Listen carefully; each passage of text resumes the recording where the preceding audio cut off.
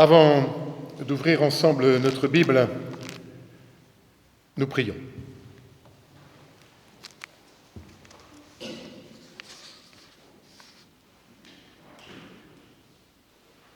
Notre Dieu, ta parole est comme un gouvernail,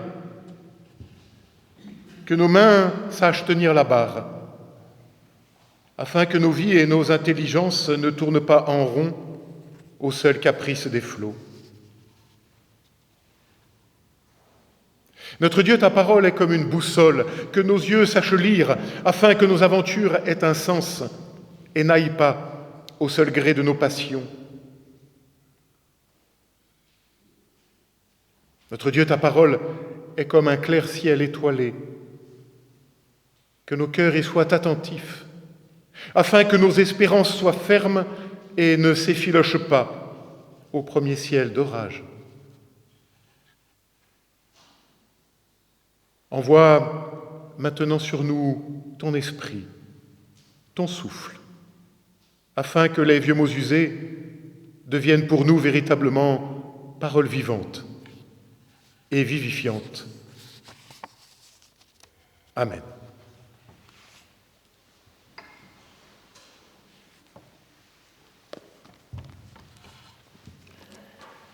J'ai retenu pour ce matin, après quelques hésitations, je vous l'avoue, le texte qui nous était proposé pour ce jour. Dans l'évangile de Marc, nous sommes au chapitre 12, à partir du verset 28. Vous allez voir, c'est un texte que vous ne connaissez pas. Un des scribes qui les avait entendus débattre et voyait qu'il leur avait bien répondu, vint demander à Jésus : « Quel est le premier de tous les commandements ?» Jésus répondit : « Le premier, c'est « Écoute, Israël. Le Seigneur notre Dieu, le Seigneur est un, et tu aimeras le Seigneur ton Dieu de tout ton cœur, de toute ton âme, de toute ton intelligence et de toute ta force. Et le second, c'est « Tu aimeras ton prochain comme toi-même. » Il n'y a pas d'autre commandement plus grand que ces deux-là. Le scribe lui dit : « C'est bien, maître, tu as dit avec vérité qu'il est un et qu'il n'y a pas d'autre que lui, et que l'aimer de tout son cœur, de toute son intelligence, de toute sa force, et aimer son prochain comme soi-même, c'est plus que tous les sacrifices. » Jésus, voyant qu'il avait répondu judicieusement, lui dit : « Tu n'es pas loin du royaume de Dieu. » Et personne n'osait plus l'interroger.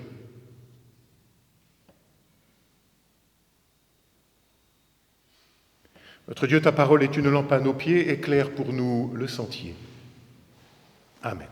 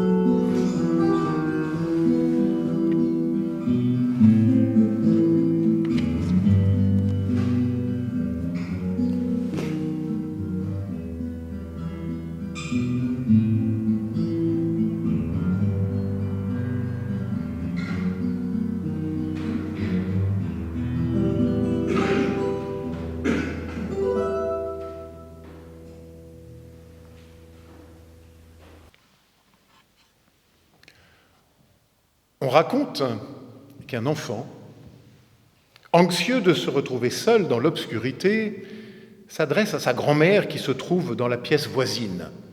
C'est la première fois qu'il passe le week-end chez mamie.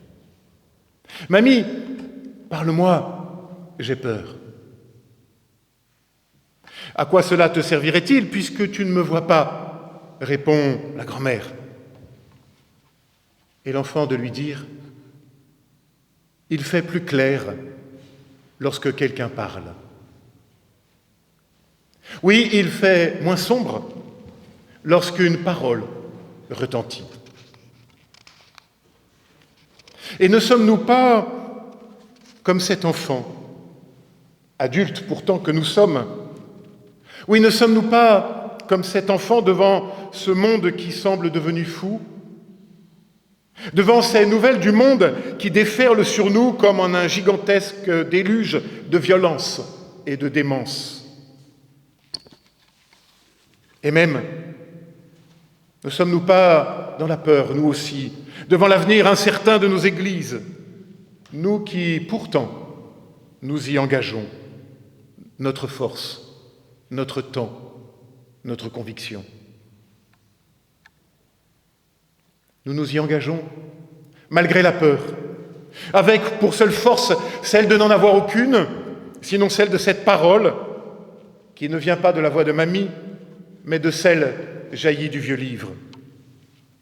La voix de l'Évangile, la seule capable de nous permettre d'affronter le chaos et de regarder à la lumière, cette lumière qui attend de naître sous nos pas, dans le terreau de notre fragilité, enfin acceptée.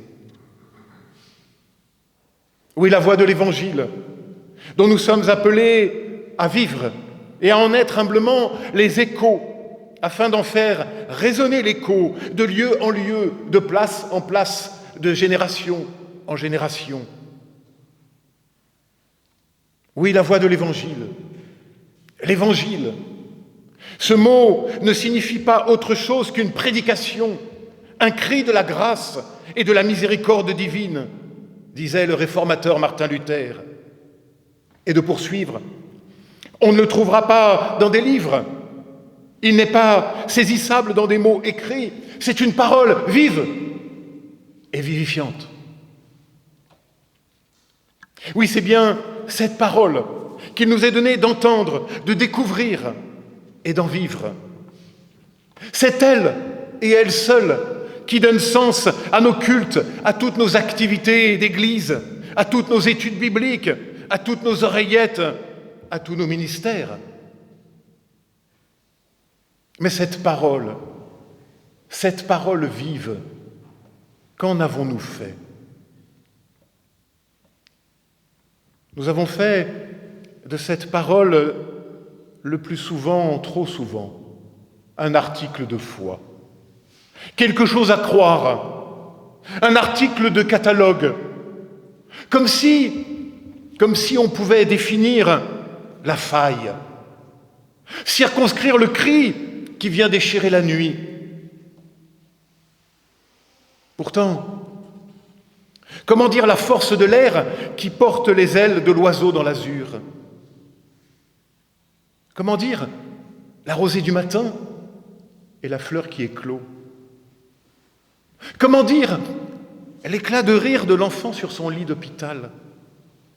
Comment dire l'indicible? Cette expérience qui vient nous rencontrer et nous bouleverser au plus intime. Comment dire l'indicible? Quelques-uns, il y a longtemps, se sont risqués à l'exercice. Il le fallait bien, sinon nous ne serions pas là. Matthieu, Marc, Luc, Jean et Paul, bien sûr, pour nous en passer le témoin, comme lors d'une course de relais. Mais en vérité, la question demeure, comment vivre cela, ou plutôt comment vivre de cela? Et c'est là que nous retrouvons notre texte et notre scribe, nous ramenant à la question centrale, quelle est la première chose de toute chose? Et Jésus de répondre, aimer. On est presque déçus. Aimer. Mais qu'est-ce que ça veut dire? C'est la tarte à la crème de la théologie. Aimer, la belle affaire. Aimer, comme si aimer était chose si facile. Comment entendre encore ce mot lorsque le cœur est devenu trop sec à cause de mésamour, de désamour, de mal d'amour?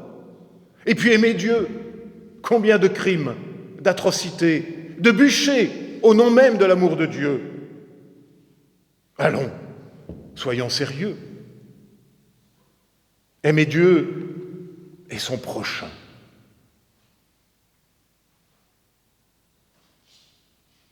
Notons, chemin faisant, que Jésus ne dit pas que c'est le même commandement, mais qu'aimer Dieu est le premier et qu'il en entraîne un second, aimer l'homme. Peut-être parce que Dieu ne se laisse rencontrer qu'en ses créatures. Mais ici, le piège nous guette. Celui de comprendre l'amour dont il est question comme un sentiment, une émotion, l'émotion amoureuse. Mais non, bien sûr que non. Il faut le dire et le redire. Le mot employé ici et que nous traduisons par amour n'est pas l'amour dont on fait les films et les romans. Non. Ici, un petit détour par le grec s'impose. Si en hébreu, amour se dit ahav, et comme en français peut être employé avec de nombreux sens, parfois différents, vous savez, on aime son enfant comme on aime du chocolat ou un bon livre, toujours le même mot pour dire des choses radicalement différentes, eh bien le grec, lui, connaît plusieurs mots différents que nous traduisons malheureusement tous par amour, faute de mieux. Alors, petite révision de grec classique. On trouve érao, éros, qui est l'amour passion, l'amour pulsion, l'amour dont on fait les romans. On trouve aussi philéo, philein, l'amour émotion, le sentiment noble qui anime le philosophe, l'amour du bien, du beau, du vrai. Et puis, un autre petit mot, quasiment inconnu du grec classique, agapéo, agapé. Or, dans notre Nouveau Testament, on ne trouve jamais éros, désolé, on trouve rarement philein, mais on trouve presque à chaque page agapé. Et agapé, ce n'est pas encore aimer au sens moderne du terme. Agapé, c'est accueillir. Accueillir. C'est cette émotion que l'on éprouve lorsque vous ouvrez les bras vers l'enfant qui vient à vous, lorsqu'il apprend à marcher. Souvenez-vous, 11, 12, 13 mois, il titube. Alors on se met accroupi, on lui ouvre les bras. Peut-être est-ce cela, l'agapé. S'accroupir, se mettre au plus bas, au niveau de l'autre, lui ouvrir les bras et l'accueillir. Oui, l'agapé, c'est l'ouverture à l'autre, c'est le combat de l'attention. L'écrivain Christian Bobin à cette très belle image. Il parle d'abord de la beauté et il s'interroge d'où vient la beauté. Alors il répond, réponse étonnante même, la beauté vient de l'amour. Mais, poursuit-il, si toute beauté procède de l'amour, d'où vient l'amour? De quelle matière est sa matière? De quelle nature est sa nature? La beauté vient de l'amour vient de l'attention. L'attention simple aux simples, l'attention humble aux humbles, l'attention vive à toute vie. Fin de citation. Aimer, c'est être attentif, accueillant. Tu aimeras l'Éternel ton Dieu. Tu seras attentif à cette parole qui vient te rencontrer. Tu seras accueillant envers la lumière qu'il vient t'offrir. Voilà peut-être la clé de la vie et de la foi, l'attention, l'accueil. Et d'ailleurs, quel est le premier mot du commandement? Nous, on se précipite sur le verbe aimer. Mais quel est le premier mot? Écoute. Écoute. Écoute. Shema Israël. Écoute Israël. Écoute la vie vivante. Écoute la vie qui vient. Écoute les échos de la promesse. Écoute la lumière transformer les ténèbres et les vieilles plaies qui n'en finissent plus de suppurer. Écoute. Ouvre l'oreille de ton cœur. Accueille cette parole qui vient nous libérer de tous nos tombeaux. Accueille cette parole de vie qui s'en vient tout revivifier. Accueille cette parole qui nous dit oui et qui nous donne de pouvoir accueillir l'autre, par-delà justement nos petites affections personnelles. Et cet accueil, cette attention doit se vivre de tout notre être, de toute notre force, de tout notre cœur et même de toute notre intelligence, précise Marc. Et cela suffit. Et cela devrait suffire. C'est ce dont témoigne notre scribe.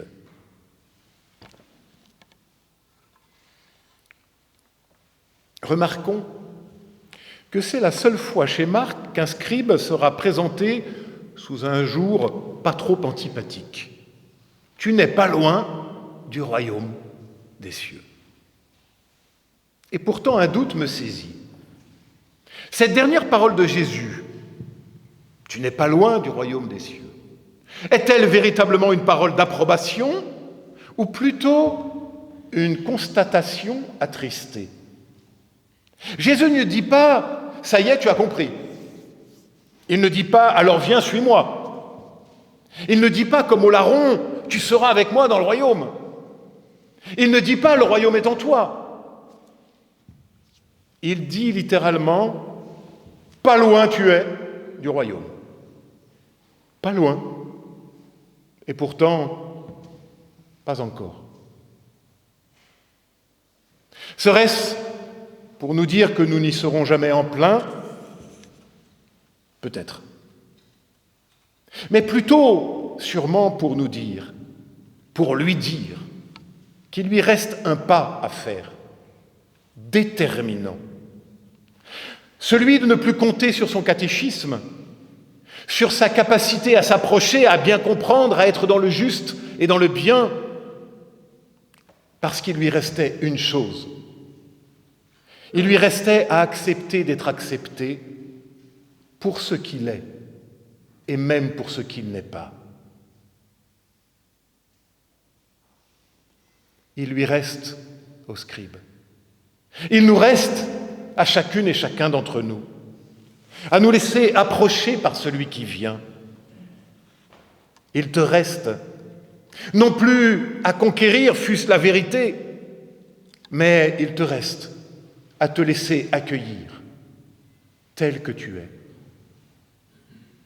Il te reste, il lui reste, il nous reste à comprendre que l'obéissance à la loi, fût-elle non légaliste, cette obéissance ne permet pas d'entrer dans le royaume. Parce que ce qui le permet, c'est Christ seul. Et pour nous, il n'est que de le recevoir et de l'accepter et de l'accueillir et d'y être attentif. Et peut-être est cela la foi dans nos vies. Découvrir qu'elle est un don, jamais un mérite, un cadeau et non une œuvre, une grâce et non une conquête. Découvrir que la foi est à l'œuvre dans nos vies depuis l'origine de nos vies. Alors j'en termine. Moi, je ne veux savoir aujourd'hui que l'agapé. Qu'est-ce que l'amour ? Qu'est-ce que l'agapé, se demandait le théologien Dietrich Bonhoeffer. Je le cite. Le Nouveau Testament nous renvoie de façon non équivoque à Jésus-Christ seul. C'est lui qui est la seule définition de l'amour. L'amour désigne donc cette action de Dieu en faveur de l'homme, par laquelle la désunion de ce dernier est surmontée. Cet acte s'appelle Jésus-Christ, s'appelle la réconciliation. Ainsi, l'amour est quelque chose qui arrive à l'homme, devant lequel il est passif, dont il ne dispose pas, car ce quelque chose se situe au-delà de l'existence humaine qui est désunion. Aimer veut dire laisser transformer son existence entière par Dieu, se laisser introduire dans le monde tel que Dieu le veut. L'amour n'est donc pas un choix de l'homme, mais l'élection de l'homme par Dieu. Fin de citation. L'amour dont parle l'Évangile, n'est pas une réponse toute faite, ni un bouche-trou à nos angoisses, mais cet agapé qui vient creuser en toi, en moi, la question de la vie. Par-delà les vieux mots usés, elle peut retrouver l'éclat d'un mot neuf qui claque et ouvre les portes de la confiance, de la foi, d'un avenir possible, et nous donne d'aimer enfin et surtout, d'abord, de nous laisser aimer. Alors oui, alors il fera moins sombre et nous n'aurons plus peur. Y eut-il jamais de meilleures nouvelles ? Amen.